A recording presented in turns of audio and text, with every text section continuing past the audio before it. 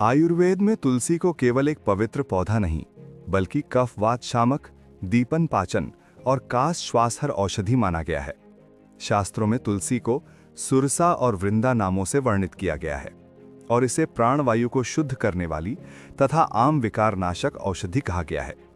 आयुर्वेदिक पहचान। तुलसी के गुण शास्त्रानुसार: रस कटु तिक्त, गुण लघु रूक्ष, वीर्य उष्ण, विपाठ कटु।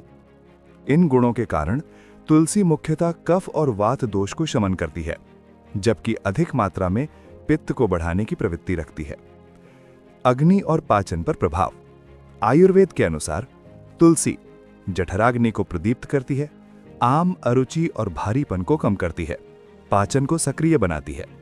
इसलिए तुलसी को दीपन पाचन औषधि कहा गया है। कफ, कास और श्वसन विकार। तुलसी को शास्त्रों में कासहर और श्वासहर बताया गया है।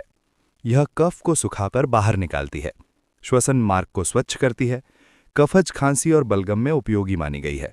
इसी कारण तुलसी श्वसन तंत्र की प्रमुख औषधियों में गिनी जाती है। ज्वर में तुलसी की भूमिका। चरक संहिता के अनुसार तुलसी का प्रयोग आम जज्वर और कफज ज्वर में किया गया है। यह ज्वर के मूल कारण आम और कफ पर कार्य करती है, शरीर की अग्नि को संतुलित करती है, इसलिए इसे ज्वरघ्न औषधि माना गया है। कृमिघ्न और शोधन कर्म। आयुर्वेद के अनुसार तुलसी आंतरिक कृमियों के नाश में सहायक है।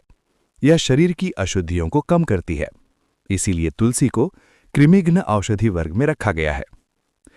प्राणवायु और हृदय से संबंध। शास्त्रों में तुलसी को हृदय के लिए हितकारी, प्राणवर्धक, प्राणवायु को समर्थ करने वाली बताया गया है। इसका प्रभाव श्वसन, हृदय और ऊर्जा प्रणाली तीनों पर माना गया है। वैज्ञानिक परिचय, सहायक दृष्टि।